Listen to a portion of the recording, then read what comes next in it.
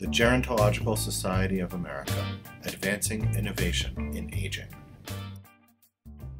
Welcome to GSA on Aging. I'm Howard Degenholtz, social media editor of The Gerontologist, a bi-monthly publication of the Gerontological Society of America. In this episode, I interviewed Brian Kaskie. Brian is a professor in health management and policy at the University of Iowa. He wrote an interesting article, The Increasing Use of Cannabis Among Older Americans, a Public Health Crisis or a Viable Policy Alternative. I caught up with Brian as he was driving across Iowa to lead a focus group on this very topic. Afterwards, I called my mom to find out what she thinks. Brian, how you doing? Very well, sir. Let me put you on the speaker here. Excellent. So what got you interested in doing this study? Over the last decade, we've seen a tremendous increase in what a lot of people might say is inappropriate prescribing practices. So before the opioid epidemic of the last few years, we had an increasing number of antipsychotic medications resurfacing into the clinical care of older adults who are residing in nursing or assisted living. And so that really struck me.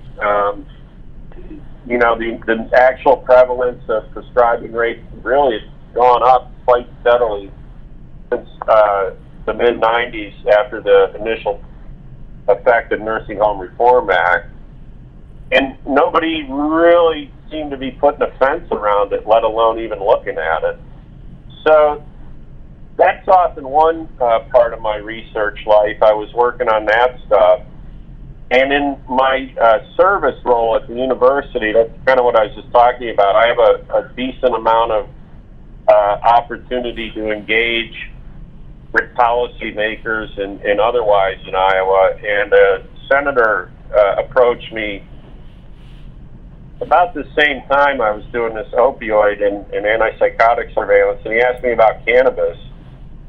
And the state of Iowa was thinking of following the lead of our neighbors to the north and to the east, Illinois and Minnesota, and they didn't have any information on it. And so as a part of that request, I did some background work for them, and we put together some hearings, and we had very compelling testimonies provided by, for example, a vet, a person who served in Iraq war and suffered post-traumatic stress, and he came back and found cannabis to be an effective way to manage his anxiety, his PTSD. And then there was a woman who had a epileptic baby. It was just a impressive narrative about how she only was able to stop the baby's seizures when she was able to provide the baby something called cannabis oil. And I didn't really know a whole lot about this at the time, so I was like, cannabis oil, what's that? Right. And so what struck me, here's the flashpoint, after we did that work, is nobody was talking about older adults. Right. And I was like, geez, holy cow. It struck me, for example, that cannabis might be used as a substitute or a complement to all the opioids and antipsychotics that were being prescribed. And so, as good research goes, that led to the question is, well, what's going on? Tell me one fun thing about doing this research in this population. Well, the fun thing is just meeting these older adults who have developed or evolved, or their thinking about this issue has been changed over time. I mean, think about it. You don't see this a lot in aging. Think about people's personality structure, for example. It remains relatively fixed once you hit a certain age. Think about people's intelligence function. It remains relatively fixed for a certain period of age.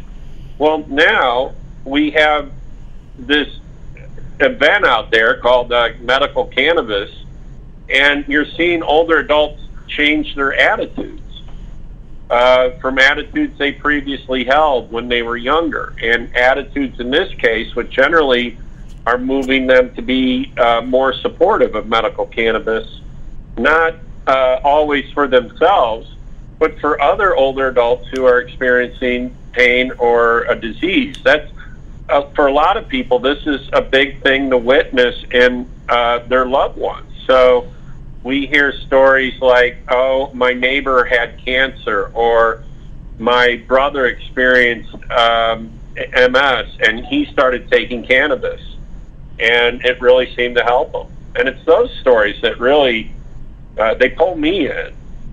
And so I'm not a biologist, I'm not a clinician, so I don't really study that part of the phenomenon, but I'm hearing enough to say we should be studying it. And that's hopefully what this research can provide a platform for, that people take this a little bit more seriously. So my conversation with Brian got cut off. He was driving through some rural areas, and we had to end the conversation kind of abruptly. But after I talked to Brian, I thought, you know, I want to get a reaction on some of the things that he's talking about. So I called up somebody who's kind of an expert in pretty much all things, at least as far as she's concerned. All right, I got a question for you. Are you ready? Yes. Do you think older adults should use cannabis? If it's something that they've been using and they're used to it, and also if there's a reason, you know, medical reason, or there's pain, yes. Would you use it?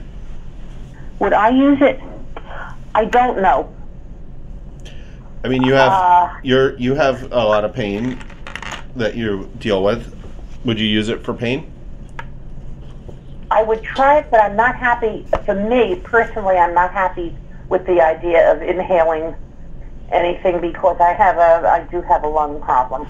So, would you eat, like, what if it was like something you could eat, like kind of like a pill, you know, or like a sugar-free candy? I would try it then. You would. What if it was illegal?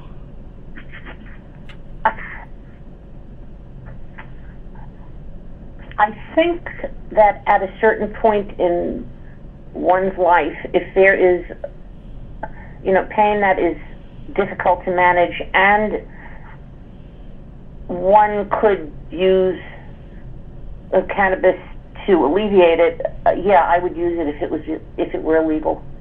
So, what if your doctor said you should try it? I would try it. Did you ever ask your doctor about it? No. What about the woman that helps you with the pain, the acupuncturist? We've never discussed it. That's never come up as a topic of conversation. Why not? I mean, certainly she's thought about other stuff for you, right? Well, she doesn't use any kind of internal pain. You know, anything that would be taken by mouth. How do you know? No, actually, I've never discussed it with her. Do you think it's different than alcohol?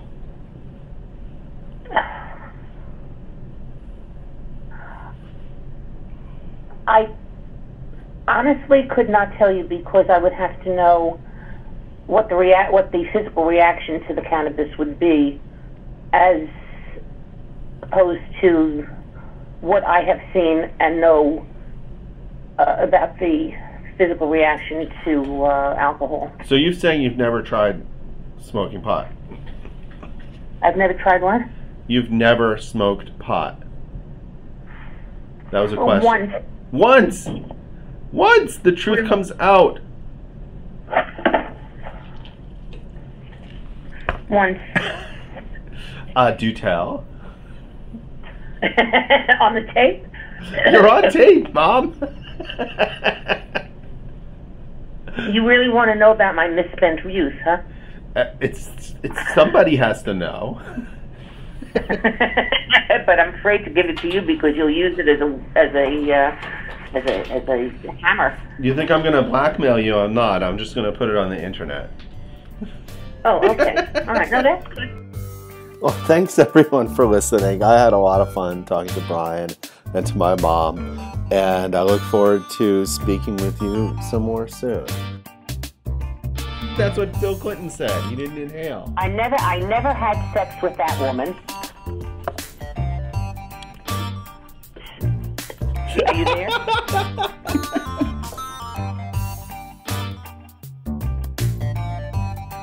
Thanks for listening. To learn more about The Gerontologist and to read its latest articles, visit the journal website at geron.org.